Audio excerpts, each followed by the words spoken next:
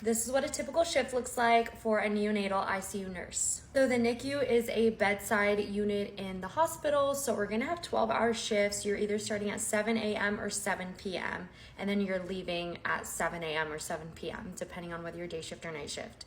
So first thing you do when you clock in is I usually go to the lounge, put all my stuff away, say hi to all my work besties, have our cafecito shots that we always have in the morning, and then we're gonna go do huddle. Huddle takes about 15 minutes, depending on how much is going on. We just kind of talk about important things for the week, and then after that, we're gonna go look at our assignments, see what babies we have, go find those babies, and get handoff report from the day shift or night shift nurse. You're gonna get handoff from your nurse. This is gonna be kind of like a head to toe report, any events that happened over the last shift, any pending things such as labs, dietary changes, trips to the OR, anything like that that we need to be looking forward to for this shift.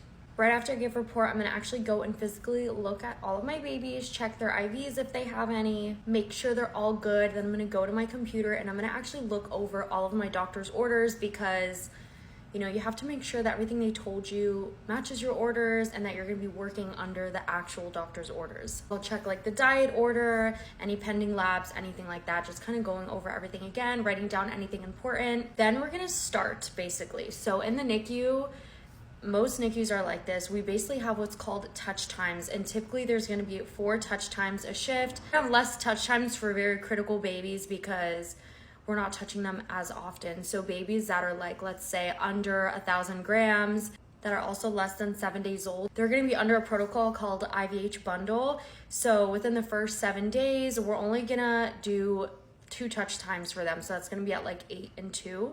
So every 6 hours. But for the most part, let's just say we're going off a baby that has the standard touch time every 3 hours. So for their touch time, we're gonna do their full head to toe assessment. That's gonna obviously require like getting their vital signs, their temperature, blood pressure. We measure their abdomen. We're gonna weigh them if they're due for a weight, and we're gonna feed them, and we're trying to cluster care in the NICU. So if respiratory therapists also need to do their respiratory assessment, we're gonna do all of that together because we wanna touch and bother the babies as least as possible throughout the day.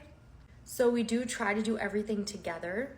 If the parents are there, of course, we're gonna get the parents involved with their care, kind of go over everything that we're doing with them. If this is a moment where parents wanna hold the baby or do skin to skin, we recommend doing it like directly after their touch time and holding them until their next touch time. That way we're not taking them in and out of their isolette too much or bothering them too much. Then typically around this time, after the first touch time, the doctors come over to do rounds and we will give a report on our baby, let them know how the first touch time went, let them know any overnight events, anything important, any status changes, if they're tolerating their feeds. In terms of passing meds, babies can really have medications at all hours of the day. There's really not like a specific window of like, okay, 9 a.m. meds, let's give them all their medications. It's kind of just random. So we'll be giving medications really just throughout the day. Around this time, probably like around 10:30, we'll take our breakfast break. And honestly, the day just kind of revolves around these touch times that I explained earlier. So the touch times are typically at 9, 12, 3, and 6. And then the in-between times are just used for charting and any other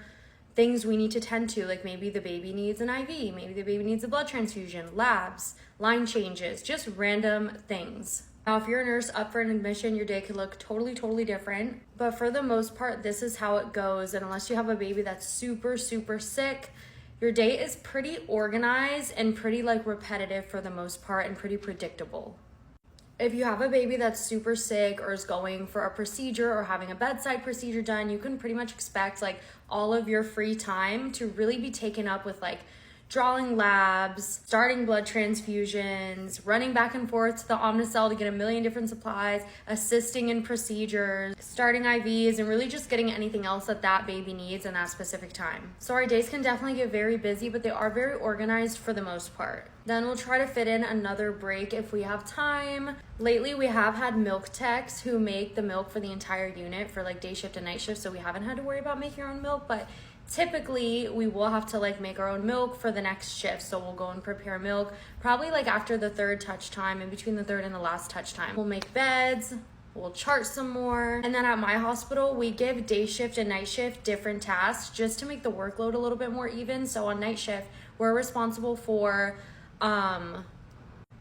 fluid changes, so we're changing like all of their lines, UVCs, PICC lines. But on day shift, we're responsible for the clear fluid changes. So for example, if the baby's on TPN, which is not a clear fluid, night shift changes those lines, and then day shift will change the line if the baby's on like D10 or something. Day shift is typically responsible for routine labs, which typically happen like around 4 to 6 a.m. But of course, if emergency or stat labs need to be done throughout the day or at any time, like whoever the nurse is at whatever time of day, they're gonna draw those labs. And then we have bath days on Wednesdays and Sundays, I forgot to mention. So although not every day looks the same, that is pretty much what you can expect like on your day-to-day working in the NICU. But yeah, I hope this gives you guys a good idea on what it's like working in the neonatal ICU. I absolutely love it. Babies are the best patients, and I really, really love the routine. I love how almost every day you kind of know what to expect. But yeah, that is a typical day in the life of a NICU nurse.